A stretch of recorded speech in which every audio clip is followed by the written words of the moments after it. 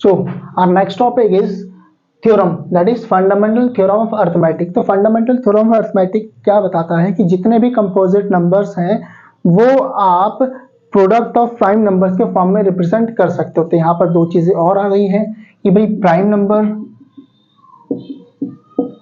और composite number क्या होता है, पहले तो यही बता दिया जाए।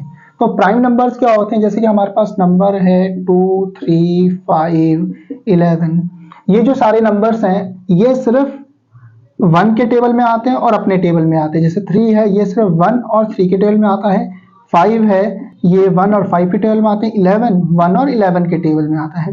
तो ऐसे नंबर्स जो 1 के टेबल में आते हैं और खुद के टेबल में आते हैं, those are prime numbers. Basically इनके दो ही फैक्टर्स होते हैं, 1 and the number itself. Next है कंपोजिट नंबर।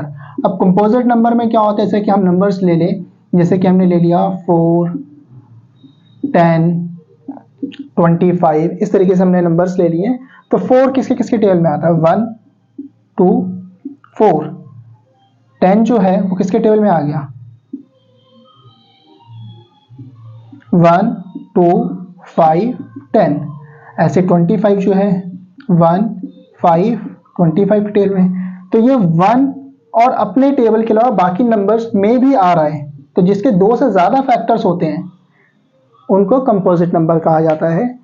तो फंडामेंटल थ्योरम फॉर अरिथमेटिक यही बताता है कि जितने भी कंपोजिट नंबर्स हैं उनको आप प्रोडक्ट ऑफ प्राइम नंबर्स के फॉर्म में रिप्रेजेंट कर सकते हो, इग्नोरिंग देयर ऑर्डर्स। मतलब वो किस तरीके से, किस ऑर्डर में आप रिप्रेजेंट कर रहे हो उससे कोई मतलब नहीं है, बस ये है कि वो जो कंपोजिट नंबर आपको दिया जा रहा है उसको आप प्राइम नंबर्स के प्रोडक्ट में रिप्रेजेंट कर सकते हो।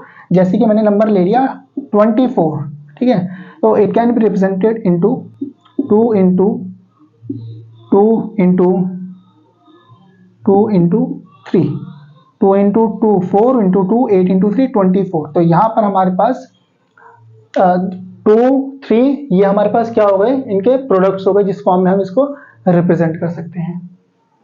And 24 is a composite number, ये क्या है, प्रोडक्ट ऑफ प्राइम नंबर्स है जिसमें ये प्रेजेंट किया गया है। So here is exercise 1.1 of chapter number 1 real numbers। तो पहला क्वेश्चन दे रखा है express as the product of its prime numbers. उसमें बहुत सारे पार्ट्स हैं, जो फर्स्ट पार्ट है वो दे रखा है आपका 140। एक मैं आपको समझा देता हूँ किस तरीके से करना है, बाकी आप प्रैक्टिस कर सकते हैं और जो भी डाउट होगा वो आप कमेंट सेक्शन में मेंशन कर सकते हैं। तो express as product of its prime numbers 140 दे रखा है। तो बहुत आसान सा तरीका क्या है, 140 का आप साइड में एलसीएम लीजिए, 270, 235, then 5, 7, 7, 1। तो 140 can be represented as 2 into 2 into 5 into 7, और इसको पावर फॉर्मेट में लिखना है तो आप लिखिए 2 raised to power 2 into 5 into 7। तो 140 को हमने प्राइम नंबर्स के फैक्टर्स के प्रोडक्ट के फॉर्म में मेंशन कर दिया है। तो इस तरीके से हमारे बाकी पार्ट्स भी हो जाएंगे इसी क्वेश्चंस के। अब आते हैं हम क्वेश्चन नंबर 2 पे, जिसमें हमें क्या करना है, दो नंबर्स के बीच में एचसीएफ और एलसीएम निकालना, दो नंबर्स का एचसीएफ और एलसीएम निकालना बेसिकली, और एक रिलेशन होता है जिसको वेरीफाई करना है। So we are hitting with exercise 1.1 question number 2, जिसमें हमें क्या बताना है कि दो नंबर्स हमें दे रखे हैं 26 एंड 91, इन दोनों का एचसीएफ निकालना है, एलसीएम निकालना है, और ये एक रिलेशन होता है जो हमें वेरीफाई करना है। तो ये सॉल्व करने के लिए क्या करना है आपको, 26 है तो 26 can be written as 2 into 13, आप एलसीएम से सॉल्व कर सकते हो। Next is 91, 91 can be written as 7 into 13। अब एचसीएफ बहुत ही आसान है निकालना कि इन दोनों में जो भी कॉमन आ रहा है, हाईएस्ट नंबर, हाईएस्ट फैक्टर जो भी कॉमन आ रहा है, दैट विल बी एचसीएफ। और एलसीएम के केस में यहां पर जैसे नंबर 2 है तो ये मैक्सिमम कितनी बार रिपीट हो रहा था, यहाँ पर तो एक ही बार रिपीट हो रहा है, यहाँ पर नहीं रिपीट हो रहा, तो मैक्सिमम जो रिपीटेशन है वो एक ही बार है तो एक बार लिखा। फिर जो नंबर 13 है वो मैक्सिमम कितनी बार रिप्रेजेंट हो रहा है, यहाँ भी एक बार, यहाँ भी एक बार, तो मैक्सिमम रिपीटेशन वाला लिखना है आपको। तो यहाँ पर 13 आ गया, और यहाँ पर फिर 7 है वो एक बार रिपीट हो रहा है तो एक बार 7 लिख दिया है। तो जब हम इसको सॉल्व करेंगे 2 इंटू 91, ये आपका आ जाएगा 2 इंटू 1 2 9 2 18। तो हमारे पास जो नंबर आ गया है एलसीएम वो आ गया है 182।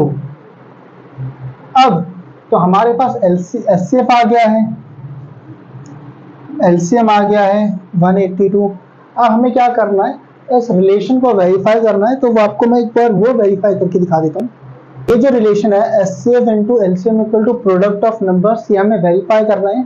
तो हमारे पास जो एचसीएफ है वो क्या आया था 13 इंटू एलसीएम क्या आया था 182, इक्वल के नीचे इक्वल, प्रोडक्ट ऑफ नंबर्स का मतलब है जिन दो नंबर्स का आपने एचसीएफ एलसीएम निकाला था, मतलब 26 इंटू 91। कहीं कहीं लिखा होगा first number multiply by second number, तो वो वही चीज रिप्रेजेंट करता है product of the given two numbers. तो इन दोनों को अगर हम मल्टीप्लाई करें तो साइड में आप बड़ा नंबर तो उसको मल्टीप्लाई कर लीजिए, 180 इंटू 13 3 इंटू 6 80 24 2 कैरी 3145, देन 182 6 6 3 2। तो यहाँ पर नंबर आ गया 2366। और अगर मैं 26 इंटू 91 को सॉल्व करूँ, 26 इंटू 91 तो आ जाएगा 26 इंटू 694 5 92 18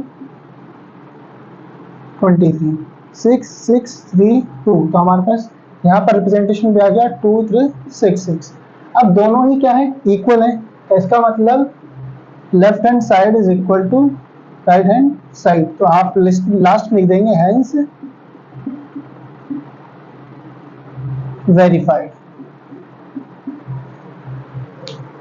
तो इस तरीके से बाकी पार्ट्स भी इसके सॉल्व हो जाएंगे।